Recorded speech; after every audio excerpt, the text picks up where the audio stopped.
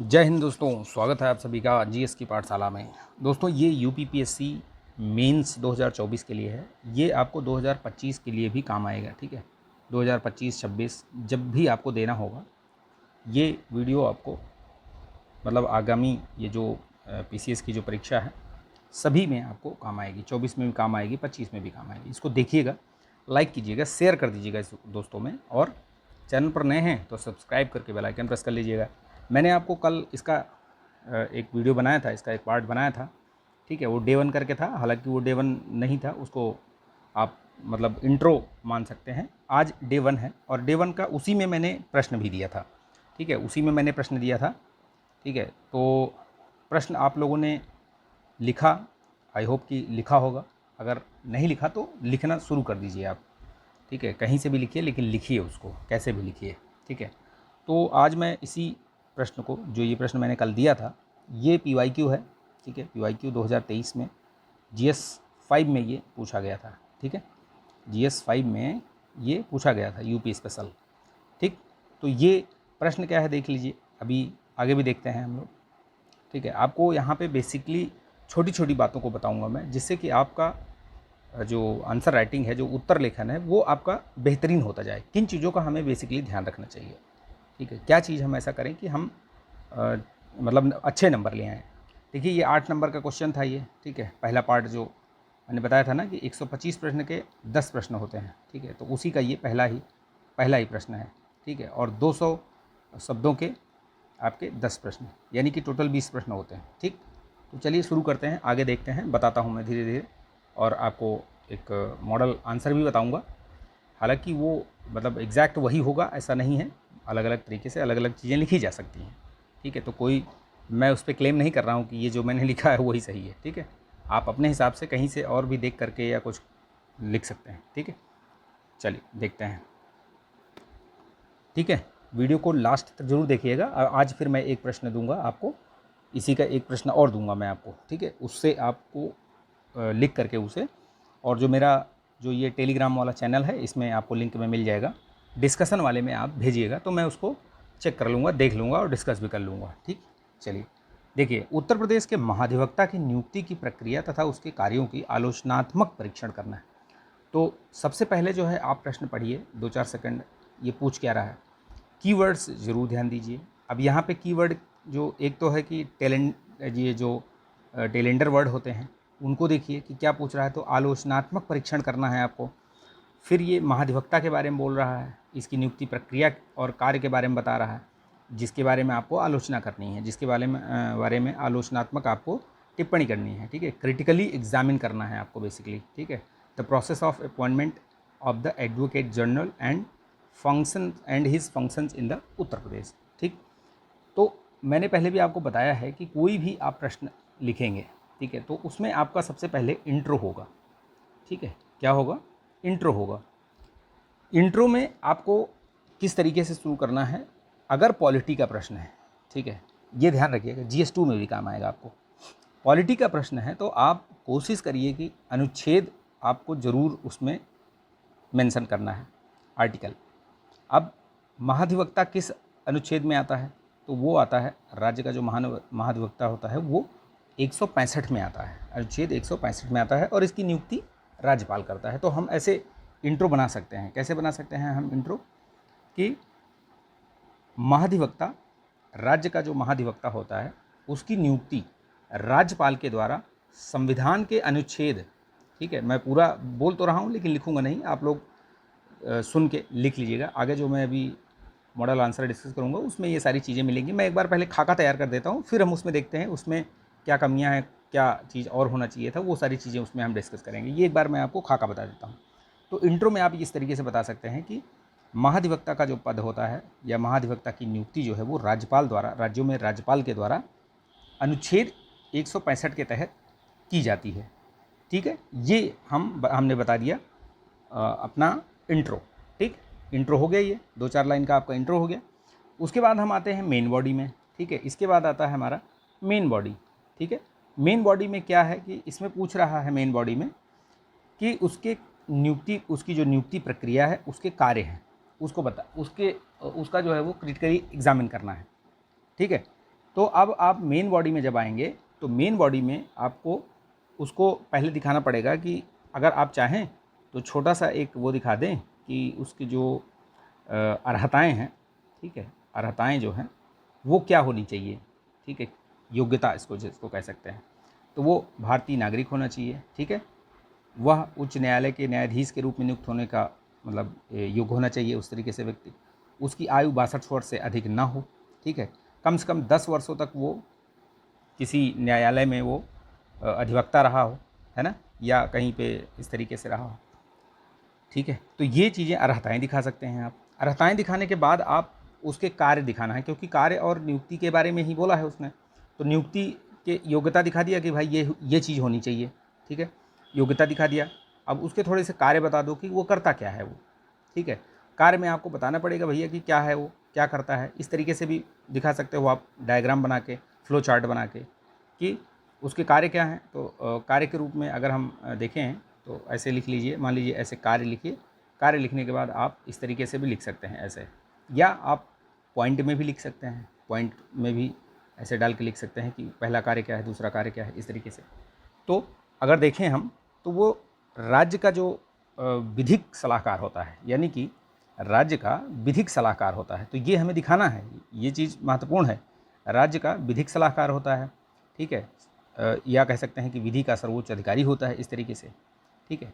राज्य के जो भी मुकदमे चलते हैं, कहीं भी किसी भी कोर्ट में, कहीं भी किसी भी राज्य में जाना है, सुप्रीम कोर्ट में भी यहाँ तक जाना है, तो वही रिप्रेजेंट करेगा जाके, ठीक। कोई भी विधि संबंधी कोई भी जानकारी लेनी होगी राज्यपाल को, वो राज्यपाल को सलाह भी देता है, ठीक है। वो राज्य के अधीन ही एक तरीके से कार्य करता है। अर्हताएँ और ये सारी चीज़ें जो परिलब्धियाँ, भत्ते, ये सब हैं आपके राज्यपाल के द्वारा निर्धारित की जाती हैं, ठीक है। राज्यपाल उसे कभी भी हटा सकता है, ठीक। चलो ये तो खैर आलोचना में आ जाएगा। नेक्स्ट हम देखते हैं, ये हमने बता दिया कार्य और शक्तियाँ हमने बता दी उसकी थोड़ी, ठीक है। और उसी के बारे में पूछ रहा है नियुक्ति प्रक्रिया और उसके कार्य। तो नियुक्ति प्रक्रिया में आप बता सकते हो ये सारी चीज़ें, ठीक है, जो चीज़ मैंने अभी बताई कि ऐसे ऐसे तरीके से उसको नियुक्त किया जाता है राज्यपाल के द्वारा, और ये इसके कार्य हैं। अब आता है कंक्लूज़न की बात, ठीक है। कंक्लूज़न आपको देना है, तो कंक्लूज़न में आपको इस तरीके से देना है, कुछ वे फॉरवर्ड करते हुए, या कुछ ऐसा मतलब अगर आप आलोचना कर रहे हैं तो कुछ उसको वे फॉरवर्ड टाइप में दीजिए, सलाह दीजिए, ठीक है। या नहीं भी है तो अगर मान लीजिए कुछ भी नहीं समझ में आता है, तो जो आपने ऊपर चीज़ें लिखी हैं की पॉइंट्स, उन्हीं को आप बेहतर तरीके से लिख दीजिए कि निष्कर्षतः जो कंक्लूज़न होगा या निष्कर्ष होगा वो आप निष्कर्षतः, अतएव, ठीक है, समग्रतः, ठीक है, समग्र रूप से, उपरोक्त विश्लेषण के आधार पे, इस तरीके के शब्दों से आप उसको शुरू करेंगे तो पता चल जाएगा कि ये अब हमें कंक्लूज़न बता रहा है। वैसे भी पता ही चल जाएगा क्योंकि वो पेज का लास्ट ही होगा, तो उसमें पता चल जाएगा, ठीक है। और 125 शब्द का है तो उसको भी आपको जो लिमिट है, वो शब्द सीमा है, वो भी ध्यान रखना है कि 125 से बहुत ज़्यादा ना हो और बहुत कम भी ना हो, ठीक है। अगर आप 125 का है और आप 100 से लेकर के 120-30 तक लिख रहे हैं तो चलेगा, कोई बहुत ज़्यादा इसमें डिफरेंस नहीं पड़ेगा। मैंने इसलिए शब्द सीमा ये बताई कि कई बार लोग बड़े अक्षर लिखते हैं और कई बार लोग छोटे अक्षर लिखते हैं। छोटे अक्षर लिखोगे तो आपके शब्द बढ़ सकते हैं, बड़े अक्षर लिखोगे तो आपका जल्दी पेज भर जाएगा, कम शब्द मिलेंगे, ठीक है, ये याद रखिएगा। अच्छा, छोटी छोटी मगर मोटी बातें जो मैं बताता हूँ उनको ध्यान रखिएगा। जैसे आंसर राइटिंग में आपको पहली बात तो कटिंग वगैरह नहीं करनी है, ठीक है, कटिंग नहीं करना है आपको। दूसरी चीज़ है पेन बढ़िया सी यूज़ करिए। पेन मेरे हिसाब से आप जेल पेन यूज़ किया करिए, चाहे तो आप मतलब ये पेंटोनिक की आती है उसको यूज़ कर लीजिए, या जो आपको कंफर्टेबल लगे। जेल पेन से आप आंसर जब लिखते हैं ना तो आपका आंसर उभर कर, निखर कर सामने आता है, वो थोड़ा सा अच्छा दिखता है देखने में। अगर आप नॉर्मल जो डॉट पेन और ये सब पेन होती हैं, बॉल पेन वगैरह, उससे लिखेंगे तो उतना अच्छा मतलब मुझे लगता है कि प्रभाव कम डालता है। हालांकि देखिए ये सब बहुत ज़्यादा महत्वपूर्ण नहीं है। अगर आपका कंटेंट अच्छा है, आपने बढ़िया लिखा है, मैप, डायग्राम, फैक्ट और ये सारी चीज़ें लिख रखी हैं, तो आपको नंबर मिलेगा, ऐसा नहीं है।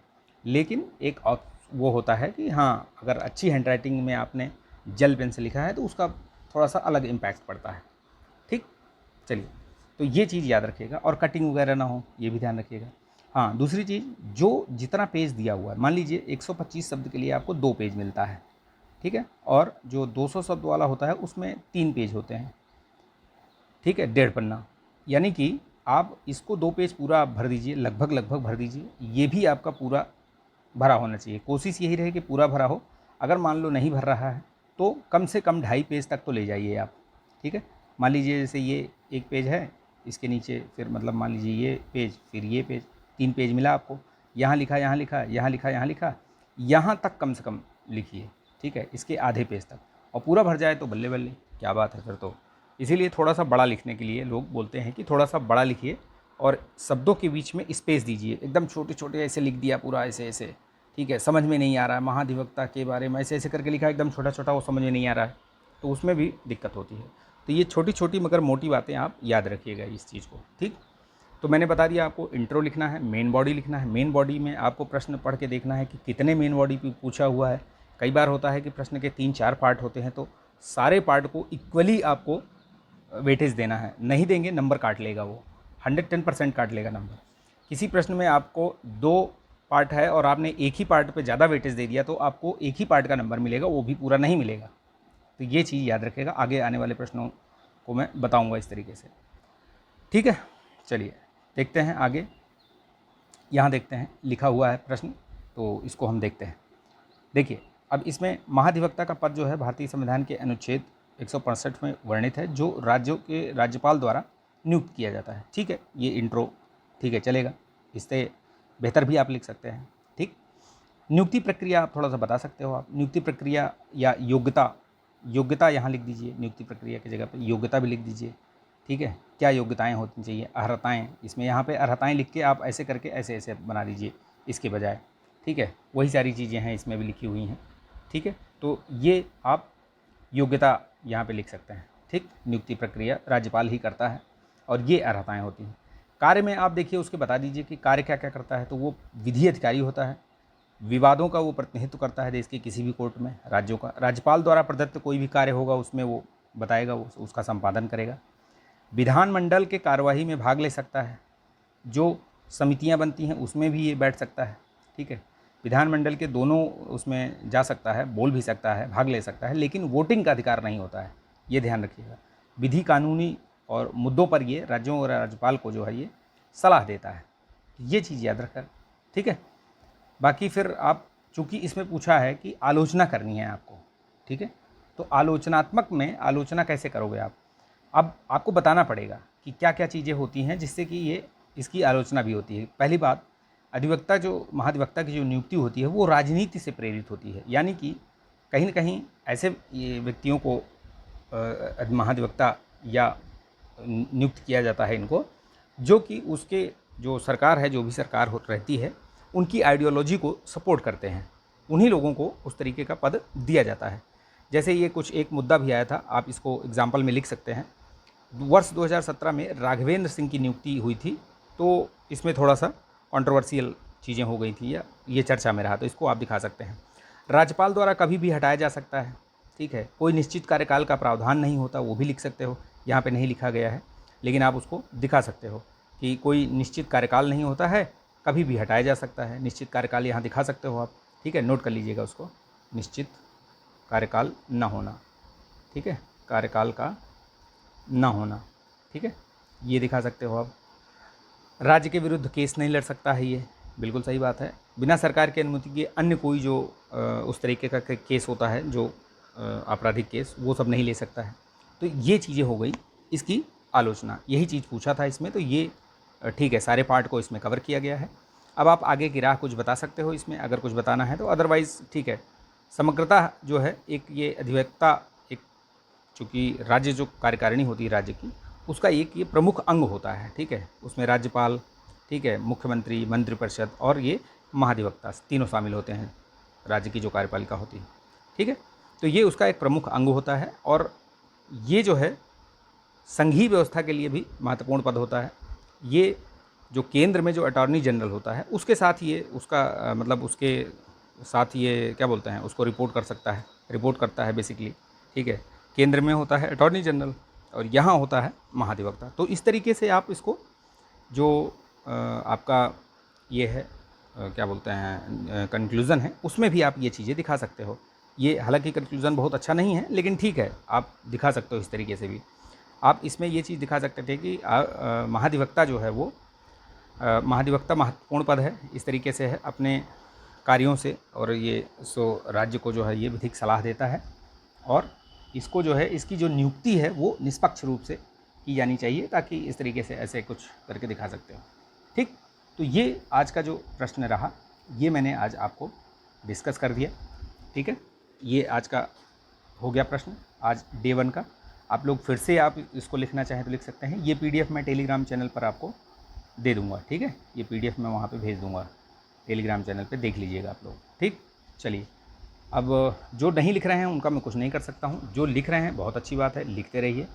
आज का जो प्रश्न है वो मैं यहाँ पे लिख दे रहा हूँ। ठीक है, ठीक है, ये वाला डे 2 का प्रश्न है।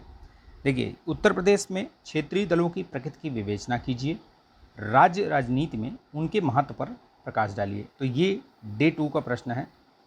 अगर आप लिखते हैं, ठीक है, मैं उसको इवैल्यूएट करके बता दूंगा, आप उसको टेलीग्राम चैनल पर भेज सकते हैं। डिस्कशन वाला जो है उसी पर भेज पाएंगे, तो डिस्कशन वाला ज्वाइन कर लीजिएगा, उसी पर भेजिएगा। ठीक है, अगर आप मेहनत करना चाहते हैं तो जुड़कर करिए मेहनत, अदरवाइज़ ठीक है, आपकी मर्जी है। ठीक, इसको लाइक कीजिएगा, शेयर कर दीजिएगा दोस्तों में। ठीक है, 1.5 की स्पीड से देख लीजिएगा आप लोग, तो थोड़ा जल्दी हो जाएगा ये। ठीक, चलिए मिलते हैं नेक्स्ट वीडियो में, डे 2 वाले मिलते हैं। आंसर लिखिएगा इसको, ठीक है।